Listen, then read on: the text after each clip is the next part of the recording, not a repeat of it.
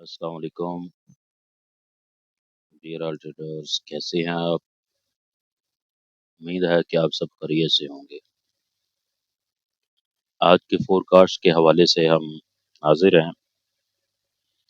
तो आज का फोरकास्ट करने से पहले हम देखते हैं कि कल का जो फोरकास्ट हमने किया था उसके ऊपर मार्केट का किस तरह का सेटअप बना और वो किस तरह मार्केट के अंदर प्ले हुआ।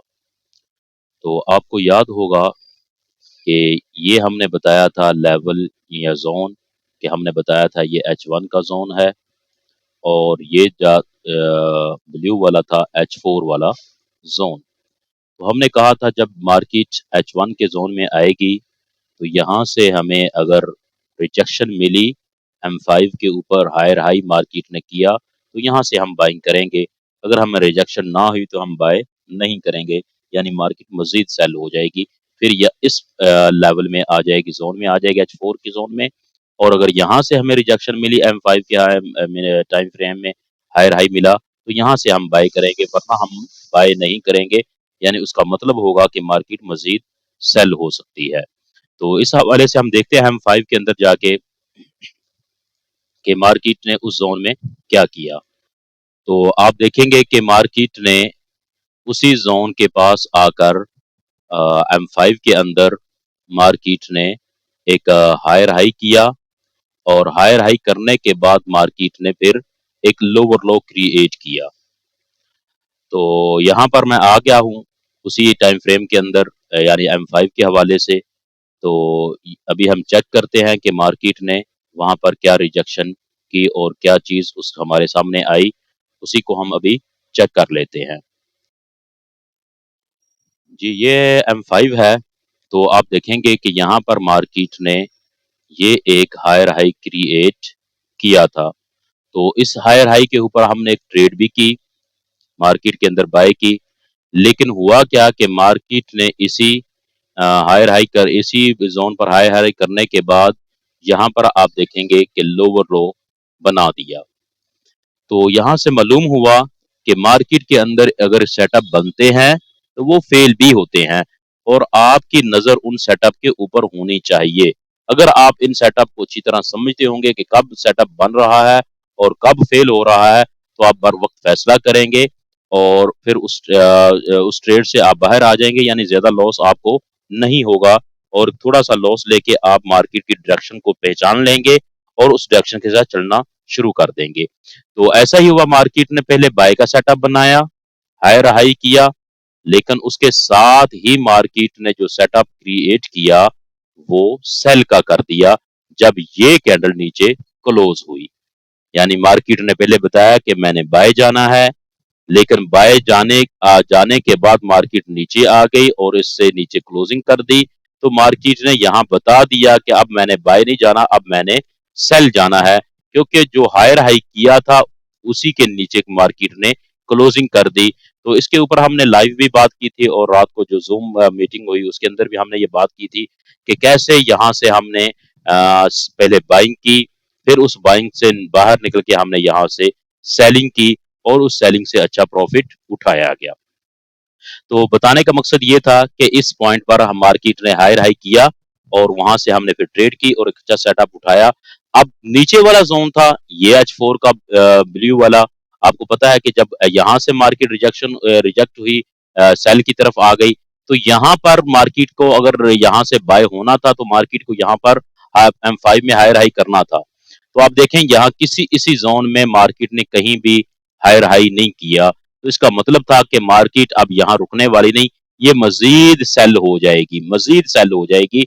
तो अगर आपने यहाँ से सेलिंग की हुई है तो उस सेलिंग को बरकरार रखें और उस सेलिंग को होल्ड रखें, क्योंकि मार्केट ने यहाँ रिजेक्शन नहीं की।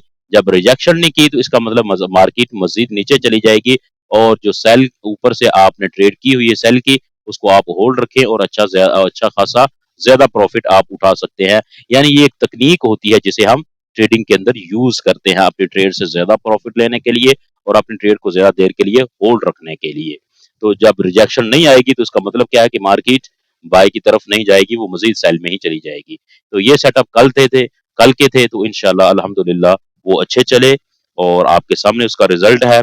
अब हम आज की बात करते हैं कि आज के सेटअप क्या है। तो आपको एक बात याद रखनी चाहिए कि मार्केट के अंदर अगर कोई सपोर्ट क्रिएट होती है, जैसे कि इसको आप देखेंगे H4 के अंदर, तो इसी को हमने H4 का सेटअप जोन बनाया था, क्योंकि ये जोन था एक सपोर्ट थी मार्केट की।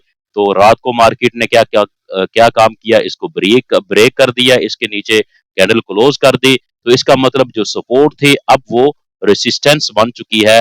तो इस हवाले से अब ये देखें कि मार्केट इसी जोन में रुकी हुई है, क्योंकि ये मार्केट की रेसिस्टेंस बन चुकी है। तो देखें आप, मार्केट यहाँ रुकी हुई है। तो अब इस जोन में जब वो नीचे आ चुकी है, तो हमें देखना चाहिए कि यहाँ पर मार्केट ने लोअर लो क्रिएट किया हुआ है। तो आपको पता है कि जब भी मार्केट लो क्रिएट करती है, तो हम साथ ही डीवी को देखते हैं कि वहां कहीं डीवी तो नहीं बनी हुई।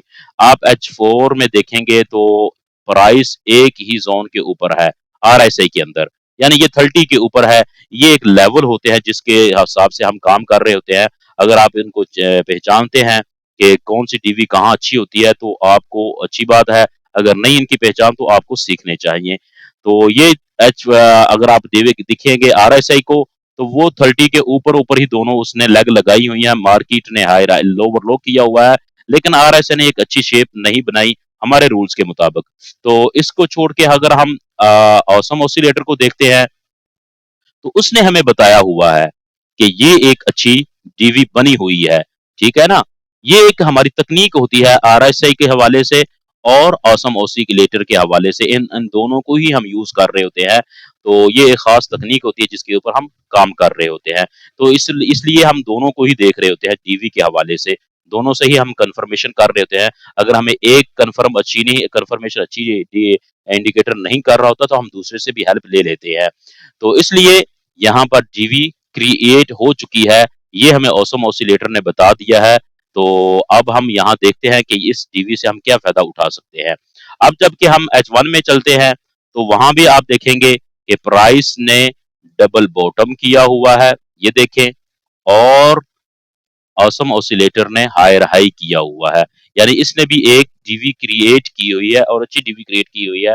अब यहाँ पर हम RSI को लेके आते हैं, तो RSI ने भी बड़ी अच्छी और बेहतरीन डीवी क्रिएट की हुई है। यानी यहाँ से मालूम हुआ कि यहाँ से हम बाइंग कर सकते हैं, और इसकी जो लो है ये ब्रेक नहीं होनी चाहिए। तो इसकी लो से नीचे आप क्या कर सकते हैं, 10-20 पिप इसकी लो से नीचे आप ऐसा रख दें, यहाँ पर ऐसा रख दें 20, ज्यादा से ज्यादा 20 से 25 पिप आप ऐसा रख सकते हैं, और यहाँ से आप बाइंग कर सकते हैं। ये 20-25 पिप आपका ऐसा रहेगा। यानी इसकी लो अगर ब्रेक हो गई, तो समझ लेना ये डीवी फेल हो गई है और ये नाकाम हो चुकी है।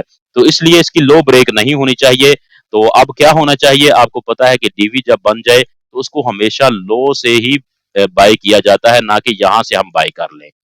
यहाँ से नहीं होता, डीवी को हमेशा कोशिश की जाती है लो से बाय करें, ताकि हम ज्यादा प्रॉफिट निकाल सकें। तो अब इसके जब ये डीवी जब चलेगी, तो उसका रिजल्ट हमें क्या मिलेगा कि प्राइस एक दफा यहाँ इस जोन में आएगी, तो यहाँ से आने के बाद प्राइस यहाँ भी जा सकती है ऊपर वाले जोन में, ठीक है। तो उम्मीद है कि प्राइस हो सकता है यहाँ तक चली जाए। यहाँ आ जाती है तो आपका टीपी इस जगह पर होना चाहिए, और इस जगह पर जब आ जाए, तो यहाँ से फिर सेल करना चाहिए आपको, वो भी M5 में रिजेक्शन देखने के बाद। फौरन सेल नहीं करना, बल्कि M5 के अंदर रिजेक्शन देने के बाद आप यहाँ से सेल कर सकते हैं। तो उम्मीद है कि प्राइस अगर ये डीवी चल गई, तो प्राइस यहाँ से ऊपर इस जोन तक आ जाएगी बड़े आराम से। इसके यहाँ से हम वहां तक पिप चेक करते हैं, तो ये तकरीबन 100 पिप बन गए हैं। ये मार्केट यहाँ से हमें 100 पिप दे सकती है। पहला इसका टीपी ये है, अगर यहाँ से आपने बाई की है, तो पहला टीपी ये है जो पास पास आपके 50 पिप वाला टीपी है, यानी इसकी हाई के तकरीबन मार्केट उसके पास आ चुकी है, और उससे अभी यहाँ रिजेक्शन करने जा रही है।